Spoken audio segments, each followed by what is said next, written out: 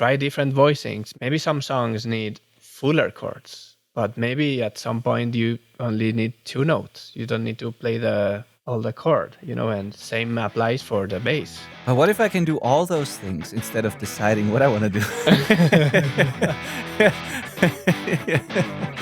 So that's the whole point. Yeah, I love it's that. gonna be a big mess of stuff. This is the Self-Recording Band Podcast, the show where we help you make exciting records on your own, wherever you are, DIY style. Let's go.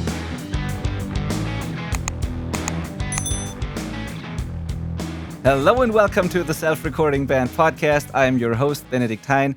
I'm a mixing engineer. I run a mixing studio called Outback Recordings. We mix quite a lot of songs every single year, about 200, 250 songs per year at the moment. And so we work with a lot of artists, many of them recording themselves, and we've been guiding and coaching them through the recording process, helping them get better recordings at their jam spaces so that we can do a better job mixing. We've been doing that for a very long time now, and all the insights from that work we have put into this platform that we built at the Self-Recording Band. And so we have this podcast and all the other resources to help you make better sounding recordings as well. And if you're mixing yourself, we even help you improve your mixes. If that sounds interesting to you, you're in the right place. Welcome. If you're already a listener and you know all that, welcome back. Always good to have you. Please know that if you're discovering this on YouTube, that this is primarily a podcast. So you can listen on the go on Spotify, Apple Music, wherever you enjoy podcasts. And if you enjoy watching your content and you've been just listening by now, go to YouTube, search for the Self-Recording Band, and watch this. Today, I am not here with Malcolm. If you're a longtime listener, you know who Malcolm is, my co-host for this show.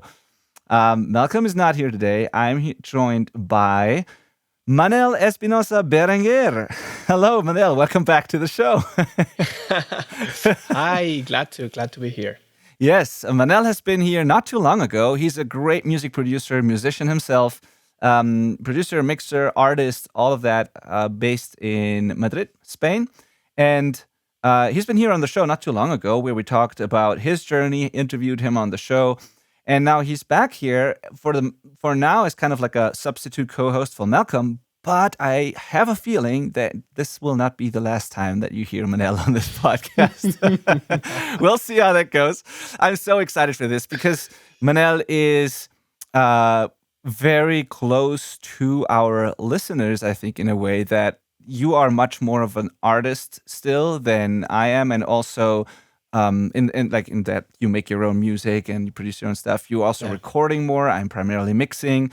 And we have quite a different also perspective and philosophy on some things, and I'd love to hear more about that and like have an exchange here with different perspectives. So I'm really looking forward to this. I think this will improve the podcast a lot. I think a lot of listeners will be able to relate to what you are able to bring to the table here. There's exciting projects that you're working on that we can talk about. So yeah, welcome back to the show, and I'm looking forward to this year and all the things we'll be doing together. Yeah, thank you, Benny, for the opportunity to be here and share my experiences and I guess my knowledge. And yeah, I'm super happy to be here again. And let's see what we do today. Let's see. Yeah, what do we do today? Good question. So today we are talking about the secret power of limitations in home studio production. And what I mean by this is that a lot of people, I see it in our YouTube comments, I see it in the email responses that I get, a lot of people feel that they can't make the music that they want to make because of their limitations in terms of gear or musicians they have available. You know, they want to have like big arrangements, but they can't play all these instruments and maybe they don't have a full band to do that. Or, yeah, they're lacking plugins, gear, whatever, and they feel like that's what's holding them back. And I think that, yes, of course, it's nice to have all kinds of tools, but I also think that limitations don't have to be a bad thing. They can actually spark creativity. They force you to find creative solutions. They can actually lead to great results. And a lot of artists and producers who have all the options often intentionally limit themselves and what they have available to force them to be creative and to work in a slightly different way. And so I do that all the time as well. We've been talking about this with you. And so that's what I want to discuss today about the beauty of limitations and doing less, both in terms of gear, but also when it comes to how complex your songs must be, or your song structures or arrangements. And I'm curious to hear your thoughts on this. So, have you ever limited yourself intentionally? Like, not something where you just didn't have any other options, but where you said, I just want to do this with, whatever, like the minimum necessary things and not more than that. Yeah, of course, I've done that, especially on my album that I'm making now. But I haven't set like an X number of tracks or anything like that. But I've been trying to have more like a minimalist approach, especially like in terms of the vocals, probably like not using too many things. Only using them when they are really needed or when they really add something or contribute to the song, basically.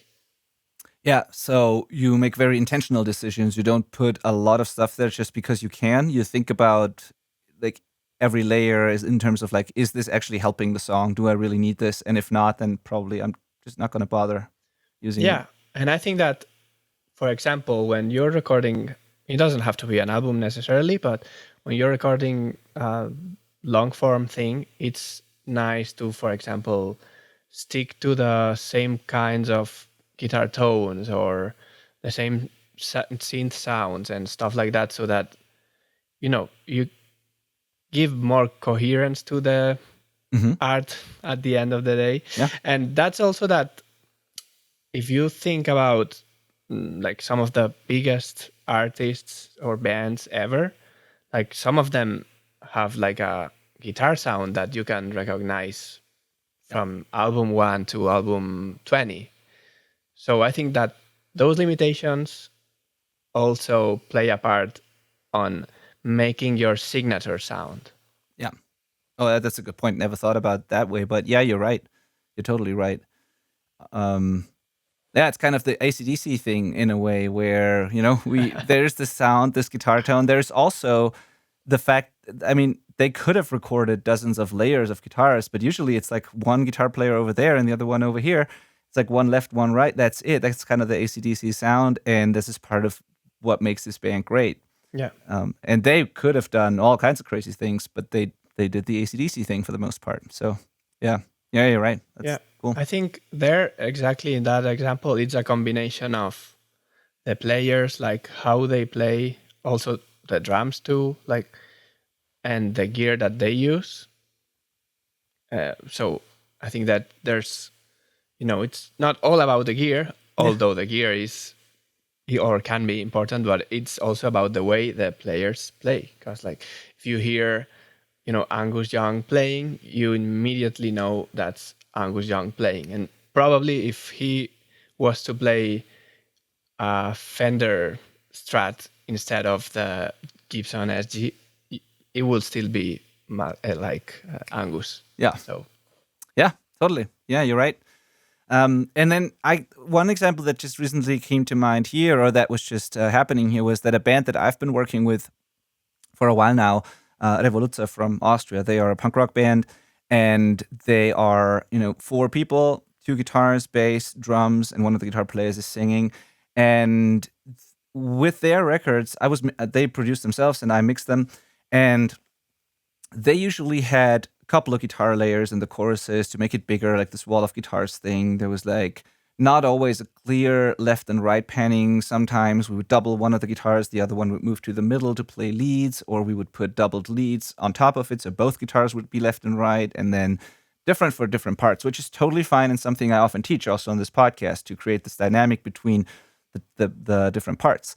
But then last week, I think it was, or 2 weeks ago maybe, Paul, the singer and guitar player of the band, he reached out to me and sent me a YouTube video of a band that he just discovered and asked, hey, what do they do to make their guitar sound so direct and pure and raw? He just liked that tone of that guitar, of those guitars, and how it was arranged from that band. And he was asking me what they did, and if I think that a more minimalist approach to their songs could achieve something similar. And I listened to it, and yes, what this band was doing is they had one guitar left, one guitar right, and even when there were lead parts, they just stayed left and right and didn't like move around and make like these big additional layers and stuff. But it still worked because the way the songs were written, The chorus was not smaller than the verse. It still worked. Like they've written it in a way that it just works with two guitars.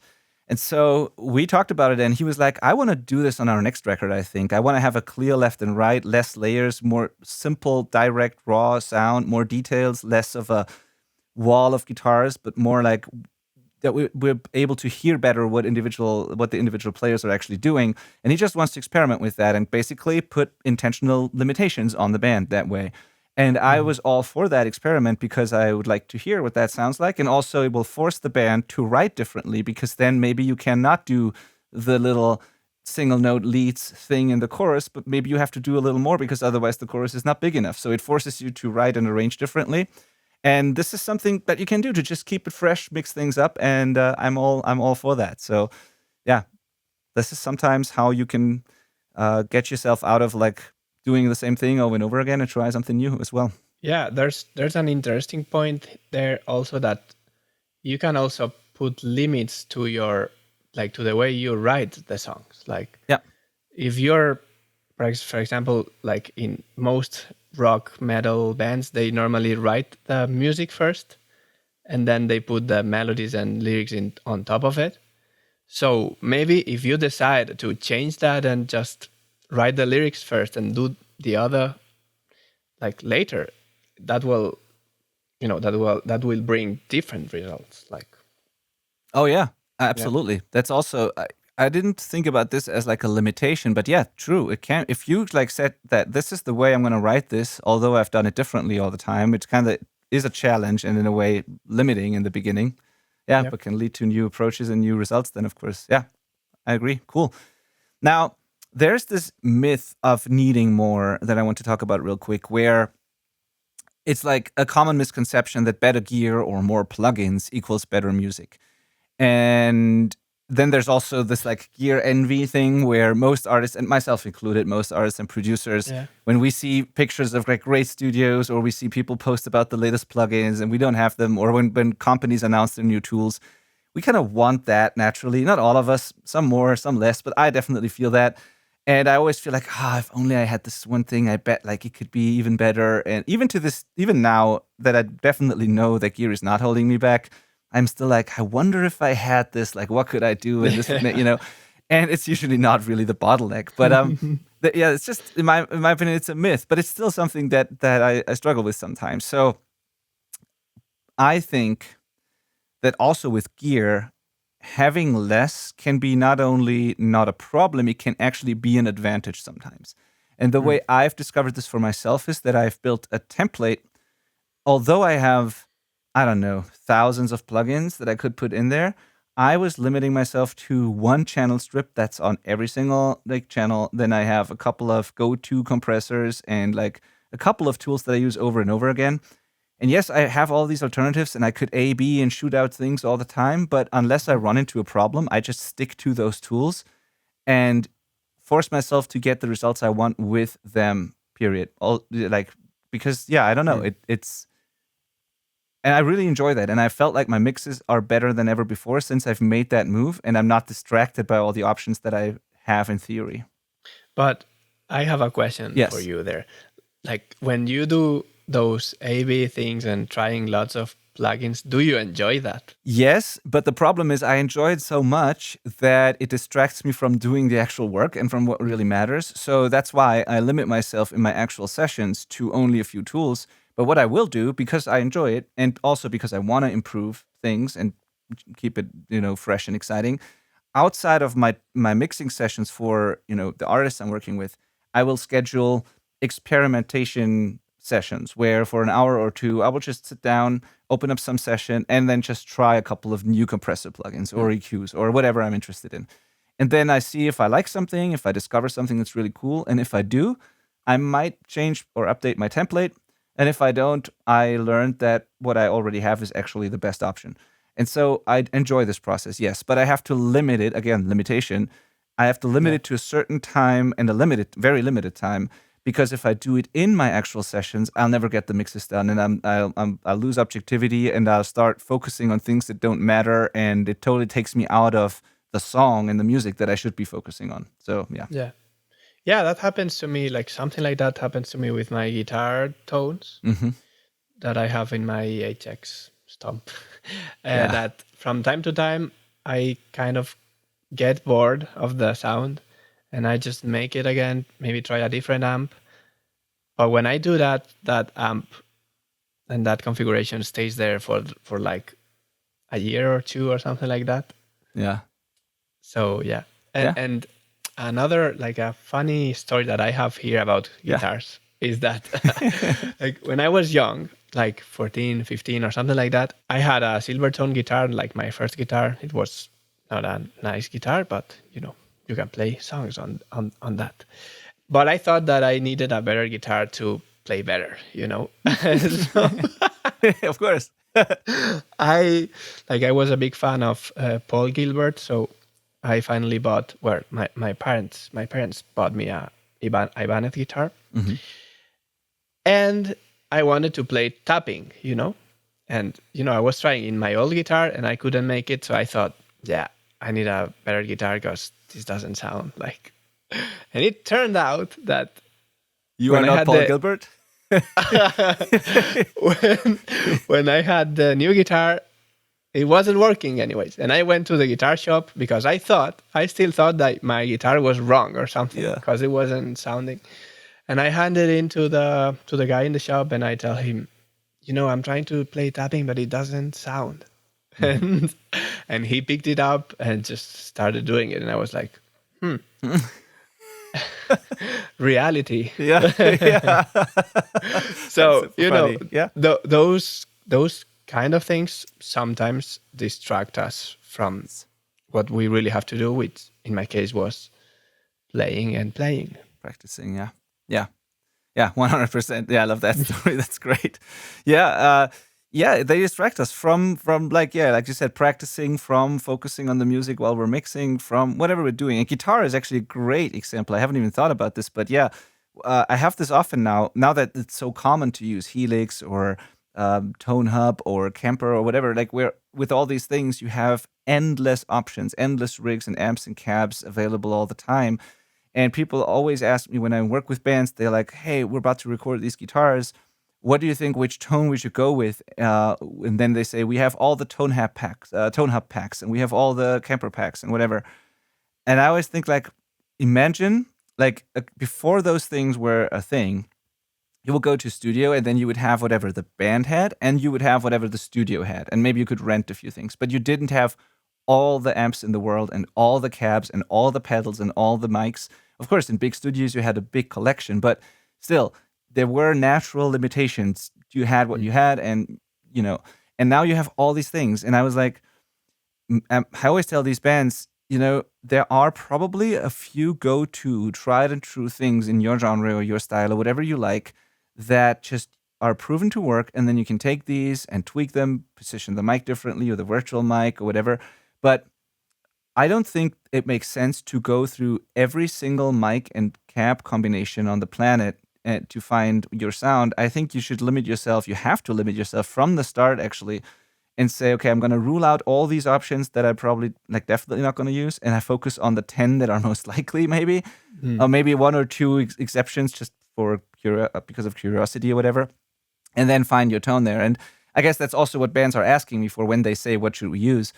But because there's just a lot of overwhelm because of all these things. If they only had like 10 things, they wouldn't have to ask me. They would just try the 10 things, then know what works, and would use that. But now, since they have 1,000 things, we have to find the 10 that are most likely to work, then try these. And if we really can't find something that we're totally stoked on, then we can always go and expand further. But guitar tone is a great example. Yeah, you could go you could go weeks and months without stopping cycling through tones. So yeah, and it makes you insecure. I think the longer you do that, the more you question everything in a way. Yeah, it's like, I don't know. Yeah, it's like with mixing or anything. If you do it for too long, you just get bored and everything sounds the same at the end. Yes, right? That's a good point.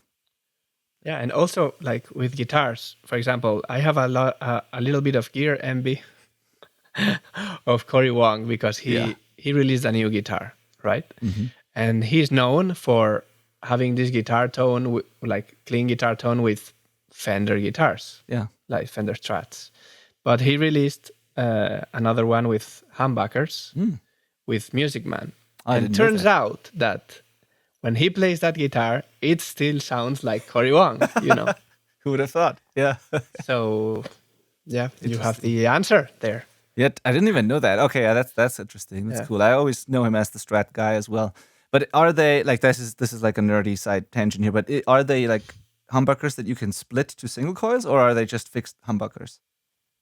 I'm not sure, but I would Okay. say they are fixed. Okay. Like Interesting. he's not like he still has the Fender signature thing, but he released or Okay. helped them make a new guitar that he's using because he says he needs a really good humbucker guitar, whatever. But yeah. No, it's great, interesting. Yeah, but it still sounds like him. Yeah, that's the thing. Totally. Yeah, we talked about something in the past a couple of times that is called decision making fatigue or decision fatigue, which is also a thing here. If with the guitar tones or the plugins or whatever, if you have to make a ton of decisions before you can really focus on the song and the music and the stuff that really matters, then you don't have much left in the tank, and then the actually important decisions later will suffer, or you're not going to be able to make good decisions anymore. So what this means is just during a day, we can only make a certain number of like good decisions, and then we're just fatigued. It's like it's just a fact. And so I want to limit the amount of decisions I have to make when I start mixing, so that I have all my brain power and mental bandwidth and creativity available to react to the parts, the song, the emotion, all that stuff. And the best way for me to do this is to have a channel strip, ideally one where I don't even see the graphs or whatever. Like that's why I love the SSL channels so much. And I even have the controller to those right in front of me. And so I don't have to, I limited a couple of decisions here. So I know which EQ I'm going to use. I know which compressor I'm going to use on the channel. I have like an option for certain things ready as well already, but I also don't have to make a decision. If it doesn't happen, what do I do then? I know that it's already there and I can use that instead. And I can just start, like I can hit play. And then if I think, oh, this needs to be brighter, I grab a knob and make it brighter. That's the only decision I need to make. I don't have to think about which EQ will I use and in which plugin folder is this EQ, and oh, do I have this other one? And I guess like there's a new one released now. Maybe I should try that, and like all these things. No, it's just, oh, it's too bright. Great, darker, or the other way around. That's the only decision that I really want to make, and it's the same with all other things. With guitar tone, it's like somebody plays, and like that needs more distortion, and then I go to whatever go-to amp is in mind that I know, and I try that, and if that does the trick, I'll just move on, and like very simple decisions like that. And I think that these limitations allow us to be more creative and to serve the song better. That's basically what I'm saying. And then there's, of course, extreme examples here as well, where if to give you like a practical example, we've given you a couple, but like another one, you know who Jack White is? The White Stripes? I don't know. Okay, but you know the White Stripes, this band? It sounds familiar, but Yeah. I don't know their music. Yeah, and Jack White is an artist who makes his own stuff as well. He's a great, you look him up, but you'll know some of the songs if you look him up. He worked with Vance Powell, who is a great engineer producer, and there are countless interviews. Like I've read a couple of them, like a lot of interviews out there of both of them on the records that they worked with together, and like Jack White is known to be like a extreme, analog fanatic and like fan of like limitations in terms of gear and recording to tape and using analog and not using all the modern options that you have available. Like that's kind of his thing for various reasons. And so they made, I just know of one record where I've read this stuff, but probably there's more records that they made like that. Someone will correct me probably in the comments. But like I definitely know at least one record where the limitation was, hey, we will record to tape and we will only use an 8-track tape machine. So all we have is 8 tracks for the entire band. So that, like Vance Powell in this interview, he said, okay, if that's all we have, but we want guitars and keys and vocals and backing vocals and bass and drums, we have to make some decisions there. So we'll have drums on 2 channels probably. Maybe we need to do mono drums, I don't know. But if we do 2 channels, so that leaves us with 6 channels. Then we have like bass, guitars, synth, vocals. Something needs to go together on some channels. It needs to be recorded live. Like, we got to make decisions here. And if we do that, we need to arrange things in a way that this works. And we need to set it up in the room that this works. And you start to produce the entire record completely differently compared to an unlimited track count where you can do all kinds of things. So the result is totally different. And that's, I'm bringing up this example because when people are kind of have this romantic thing about analog and tape and all that, to me, the true difference between working with modern tools and doing the analog tape thing is not the difference in sound. You can emulate all of that, and there's always ways to make that happen. The true difference is the difference in workflow and the limitations that you have, which cause you to make a different record. And this is a valid argument. So when bands want to record on tape, they think it's because of some sort of sound that they're chasing, but actually it's a pain in the ass to do it, and it forces you to make a different record. But that can be a good thing, because then you can only record so many takes before the tape gets old, and you can only use so many tracks, and you don't want to do all these crazy edits because it takes forever, and then you have to play better and you have to arrange differently. And yes, the result will be different and maybe even better in some cases, but not because of the magic sound, but because of a completely different workflow. And this is just an extreme example where these limitations lead to different results and can help you keep it fresh, can lead to better results, can also be worse, of course, but it's definitely different. And it's something that you can play with. Yeah. So Yeah, it's interesting because I think we can make a clear differentiation here, which is that on one hand we have gear that doesn't help on your workflow, and then we have gear that may help your workflow. So that's a positive thing. Like, for example, since I've bought the microphone that I have here now, the Aston Stealth with the mic boom and all that, that has helped my workflow because I can record podcasts like this, but I can also switch something and turn it into the guitar mode, pick my guitar, and I don't have to go somewhere, pick the other microphone, set it up, and whatever. So that helps my creativity at the end. yes, totally agreed. Same with this modeling mic here that you also have, the Slate modeling mic. Instead of having to spend time to set up 5 different microphones and do a shootout with each singer, you set up this one mic, you cycle through the models quickly, and you've made that decision already. We're going to use this mic and one of the emulations will work. And, that's a simple thing where you can get to the music faster. And yeah, some people will say, well, but the real mics sound better or whatever. But if I can get a better take faster with the artist in the room and they have to wait less and it's just a better flow and that's worth it to me. Even if the sound is like 5% less, I think if I can get better recordings faster, I'm going to go for that. And even things that are not related with the sound, like now I have here 2 screens. Yeah. When I go back home in Alicante and I don't have 2 strings and I have to work on one screen, sorry. It's madness, it's a nightmare. So and the same for you. You have like the Stream Deck and stuff like that there that helps you navigate through the projects and stuff. So those things do not affect your sound directly, but they affect like extensively like your workflow, and that at the end helps your creativity. Yes, because they all limit the amounts of decisions that I have to make. I don't have to click through 5 different things to make something happen. I do it once, put it on a knob on my Stream Deck, and now all I have to do is click this and it just happens. Yeah. Yeah, it's the tricky thing here is, on the one hand, we say you don't need all the gear, you need less things, that is good. Then there are certain things, though, that if you expand and get more, that could also help your workflow because it limits other things. So, but it's a constant game of limiting the unnecessary or the repetitive stuff, limiting the non-creative, it's all necessary, but limiting the non-creative repetitive stuff so you can do the creative, exciting stuff better and faster and all that. That's it. And a couple of practical examples before we wrap this up, or like tips for you, not examples, we've given you those, but tips for you. So one thing I found to be really helpful and useful is try to stick to, for a couple of projects, try to stick to a few go-to plugins and learn them inside out. Like, don't give up until you've tried everything to make it work with those plugins. Really learn them. Learn the saturation behavior, how hard you can push them, what the EQ sounds like, how far you can push the EQs before they get harsh or whatever, like how much you can compress and all that. Like,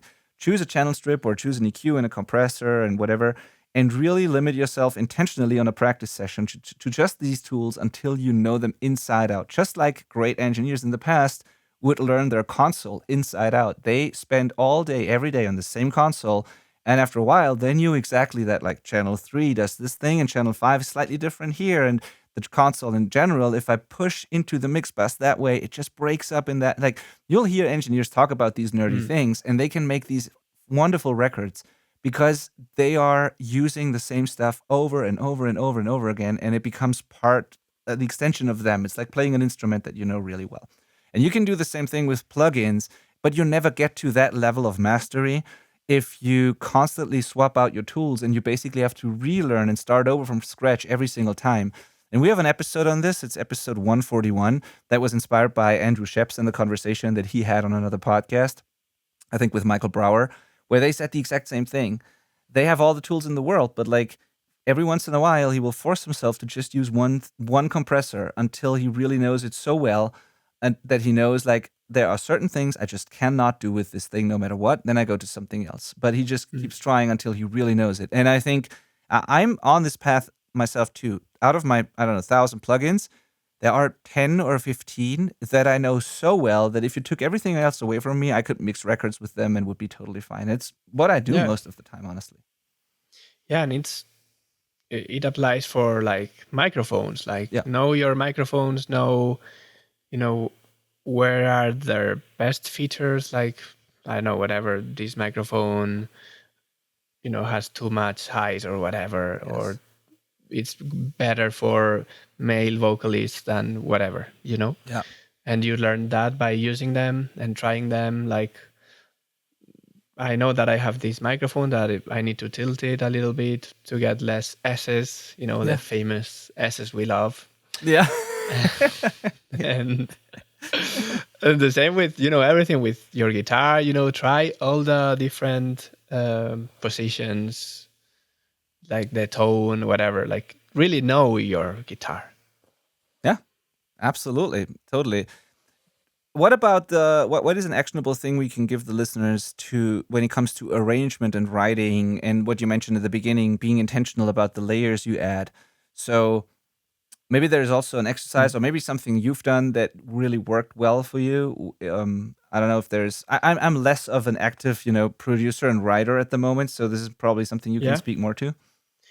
Well, when it comes to guitars and also bass, I think that, for example, if you limit the amount of guitars you're gonna use, like the tracks, I mean, not the actual guitars, then you should, or you can experiment where, like, playing the same chords in different places of the fretboard, because if you play it like more up, it sounds more bright. If you go more down, it might be the same exact notes, but it sounds less bright, or more like darker or more round or whatever. Like, try different voicings. Maybe some songs need fuller chords, but maybe at some point you only need 2 notes. You don't need to play all the chord, and same applies for the bass. Like, but what if I can do all those things instead of deciding what I want to do? No, that's the whole point. Yeah, I love that. It's gonna be a big mess of stuff. Like, but that's the reality. What happens? People make those. They have the exact thoughts that you now have sometimes, but then they think, well, you know what? I'm just gonna record the full chord and the 2 notes, and I'm gonna go up on the fretboard and record it there again.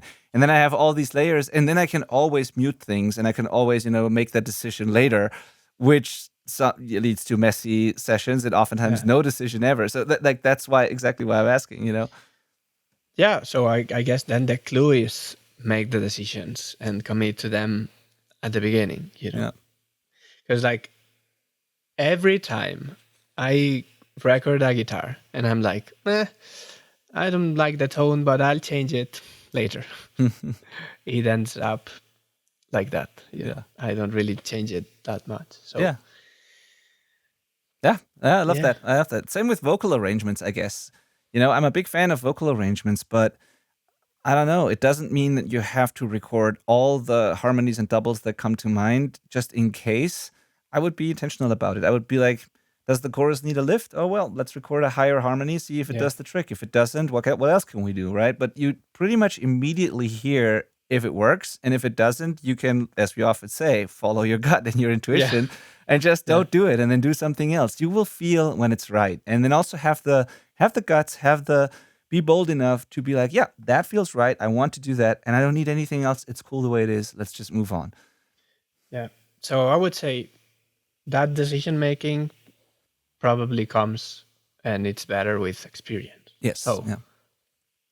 option one, you do it again and again until you get enough experience to make those decisions and, just write better and produce better music. And option two, you hire a producer to tell you what to do and you keep those things in mind and you learn about it. Yeah. Which is basically what I've done, because I had the opportunity to work with other producers when I was playing in bands, and I was like watching them and talking to them about their decisions and whys and all that. So you learn from them and then you make your own palette, I would say, Yeah. of decision making things. Yes. Yes. Yes. Totally. Yep.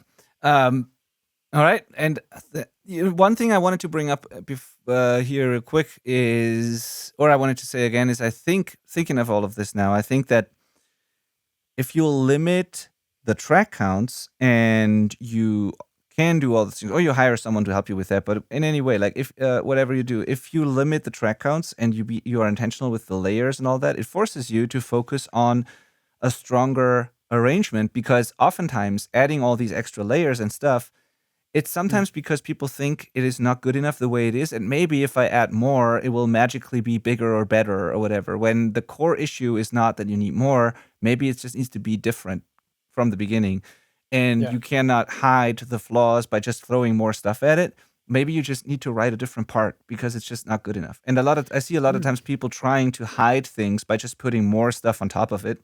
Yeah. Yeah. So. Yeah, I have an idea about this Mhm. actually that maybe our listeners could try, which is, if you have, like, think about it, about what would you do if you were to play the song live? Like, Yeah. Good which point. are the things that you would have to play yes or yes? Those are the things that you have to keep for sure. Like some whatever guitar parts that if you leave them out, then the song is not the song anymore.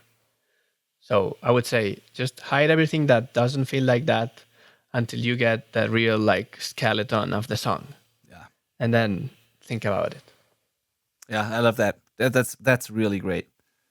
Thank you. Yeah, and for some bands, maybe even take it a step further and be like, what if you had to play an acoustic version of that with only 3 people in a small bar, And then Yeah. what is the essence really of the song? If all you had was like a little bit of percussion, a guitar, and a vocal, like could the song still survive?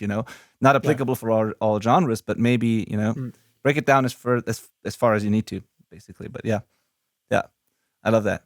Cool. So I hope that you now feel like limitations can be a gift and not don't have to be a curse, and that you can actually just with your home studio setups that you can get a lot out of them before you need to expand. You've probably not maxed out all the options you already have. Same is true for your rooms and mic placements and all that. Like whatever you have, be sure that there has been someone with less who has made a killer record. That's very likely. So just try, don't give up, and like embrace. Don't just see it as like something that can work. Actually embrace it and see it as a good thing and see what you can do with that. Because it's good fun. It is good fun. Yes, it is. Really, it is. It is a lot of fun to not have to worry about this. And if all you have is one mic and a couple of tools to go with that, then yeah, see what you can do with that, and you don't have to worry about all the other stuff that you could potentially do. Okay, so if you want help with any of that, if that still sounds overwhelming to you, because it is experience also that comes that helps with this, of course. If you need help with that, there's 2 things you can do. You can hire someone like Manel, who's a great producer, and knows a thing or two about arrangements and all that, and has done these exercises a lot and worked with other artists on that a lot, you can go to manelitomusica.com and reach out to Manel there. I think the website's in Spanish right now, but I'm sure you'll find a way to contact Manel, and I'll put it in the show notes. Can also DM you probably on Instagram. Yes. Yeah, and just reach out, and maybe you can, do a song together and work on your arrangements and see what you can do there. This is option one. The other option is if you want to do it yourself and you need some guidance and feedback on that, you can also apply for our mentoring program, where we do the kind of done with you approach. So you do it yourself, but you have professional feedback and guidance, and you know that we help you make good decisions, actually. If that sounds interesting to you, go to theselfrecordingband.com and apply for coaching, and then we'd listen to your music, jump on a call, talk about the project, and see if we can help you. Either way, whatever you do, there's no risk. Manel and I will just talk to you. We'll see if it is a great fit, and if we can help you, we will offer it to you, and if we can't, we won't. If it's not a good fit, you don't have to pay anyone anything. You can't lose anything, so just reach out, tell us about your music, and then let's see what we can do with it. Yeah, we can have a cool conversation anyways. Exactly. All right. Thank you so much for listening. We see you next week. And thank you. And share this show with your friends, by the way. We don't say this often enough. There's a lot of things for you to do now, but apply and reach out and share, all the good things. But share it with your friends. Talk to you next week. Thank you. Bye.